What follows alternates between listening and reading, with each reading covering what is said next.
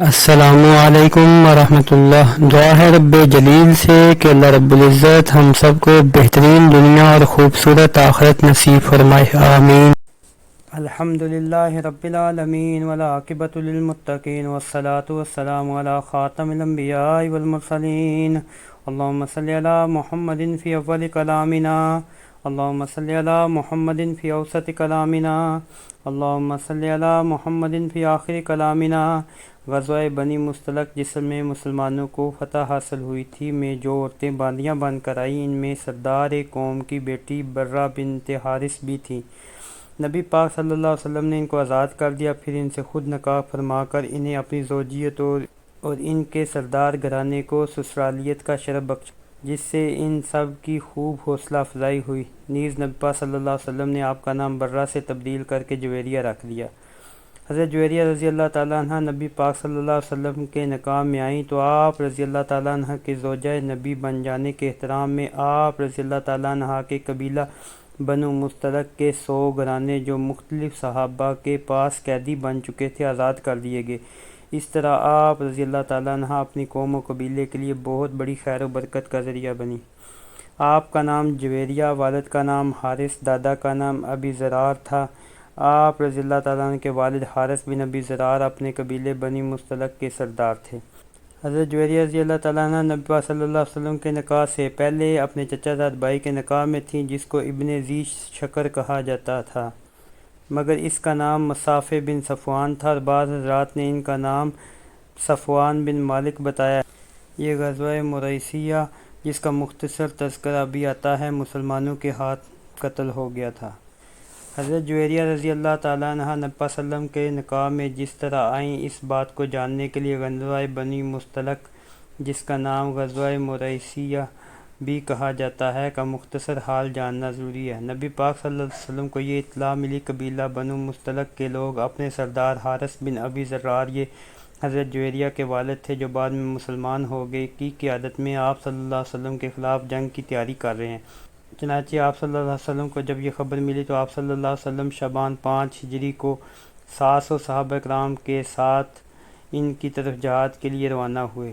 مقام قدید کے قریب پانی کے ایک تالاب پر جسے مریسیہ کہا جاتا ہے آمنا سامنا ہوا۔ آپ صلی اللہ علیہ وسلم نے مہاجرین کا جھنڈا حضرت ابو بکر رضی اللہ تعالیٰ عنہ اور انصار کا جھنڈا حضرت سعد بن عبادہ کے ہاتھ میں دیا اور جنگ شروع کرنے سے پہلے حضرت عمر کو ان کے پاس بھیجا کہ جا کر ان میں یہ اعلان کرو کہ یعنی تم لوگ کلمہ پڑھ لو، اس سے تمہاری جانیں اور مال محفوظ ہو جائیں گے۔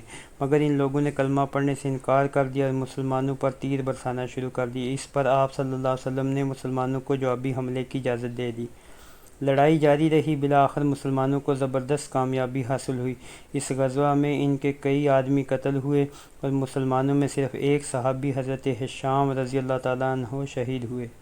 اس فتح کے نتیجے میں بہت سا مال حاصل ہوا اور باندیوں کی بھی کثیر تعداد ہاتھ آئی، ان میں حضرت جویریہ بھی تھیں۔ آپ صلی اللہ علیہ وسلم نے جب یہ مال اور باندیاں تقسیم فرمائیں تو حضرت جویریہ رضی اللہ تعالیٰ عنہ حضرت ثابت بن قیس یا ان کے چچا زاد بھائی کے حصے میں آئیں، مگر وہ سردار کی بیٹی تھی اس لیے انہوں نے باندی بن کر رہنے کی بجائے حضرت ثابت بن قیس کو یہ پیشکش کی کہ آپ مجھے مال کے بدلے میں آزاد کر دیں۔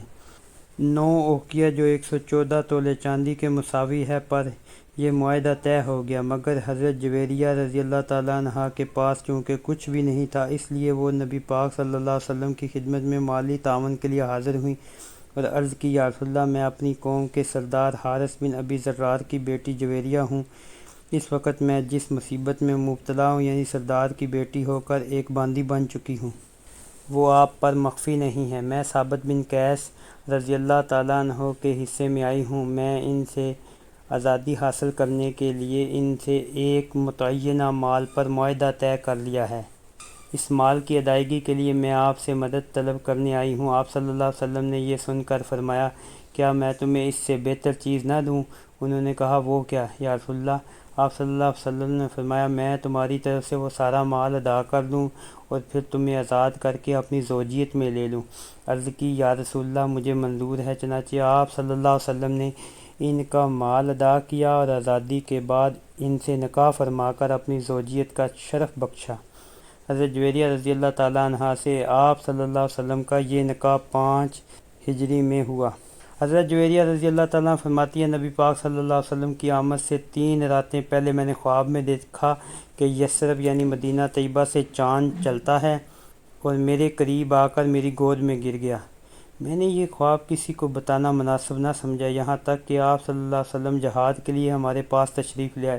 جب ہمیں قیدی بنا کر مدینہ طیبہ لایا گیا تو اسی وقت مجھے امید ہوگی کہ اب خواب پورا ہوگا، چنانچہ پھر یہی ہوا کہ آپ صلی اللہ علیہ وسلم نے مجھے آزاد فرما کر اپنی زوجیت کا شرف بخشا اور میرا خواب پورا ہو گیا۔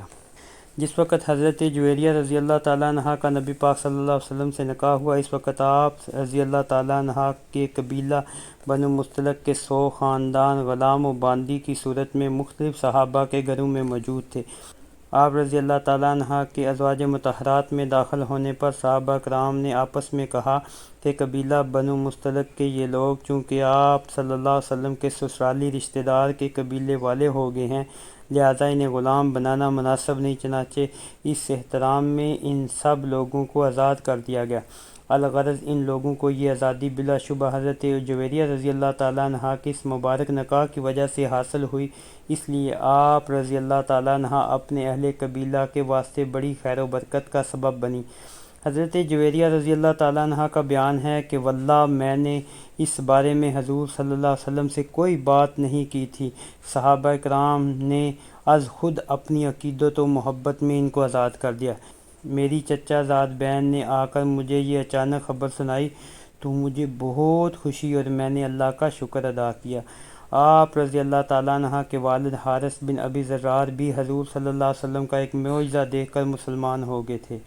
وہ اس طرح کہ غزوہ بنو مستلق میں جب حضرت جویریہ قید ہو کر مدینہ آئیں اور بعد میں آپ صلی اللہ علیہ وسلم نے ان سے نکاح فرما لیا تو آپ رضی اللہ تعالیٰ عنہ کے والد اپنی بیٹی چھڑانے کے لیے بطور فدیہ بہت سے اونٹ ساتھ لیے مدینہ طیبہ روانہ ہوئے۔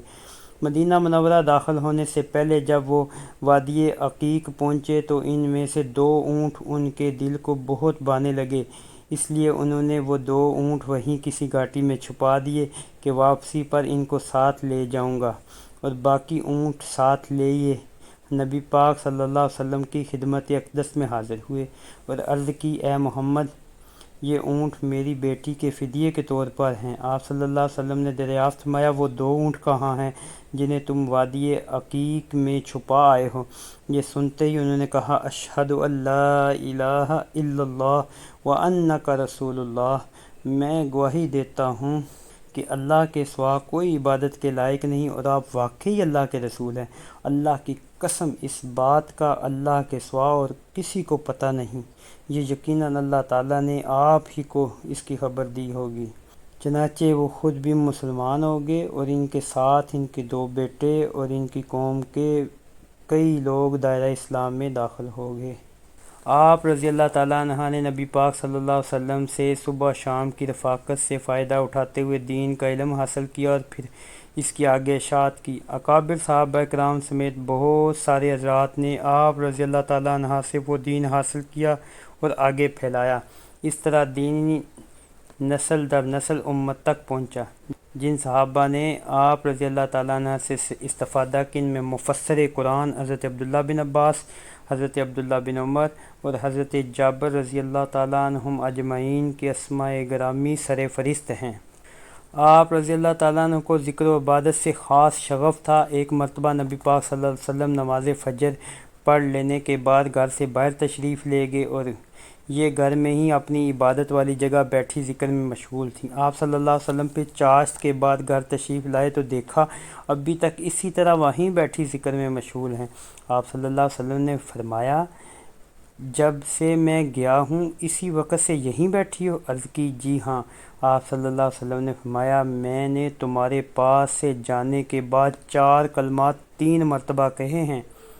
تم نے آج جتنا ذکر کیا، اگر ان کلمات کو اس سارے ذکر کے ساتھ تولا جائے تو ثواب کے لحاظ سے ان کلمات کا وزن اس ذکر سے بڑھ جائے گا۔ وہ کلمات یہ ہیں جن کو میں نے 3 مرتبہ پڑھا ہے: سبحان اللہ و بحمدہ عدد خلقہ و رضا نفسہ و زینت عرشہ و مداد کلماتہ۔ ام المؤمنین حضرت جویریہ رضی اللہ تعالیٰ عنہا نے 65 برس کی عمر پا کر سن 50 ہجری میں انتقال فرمایا۔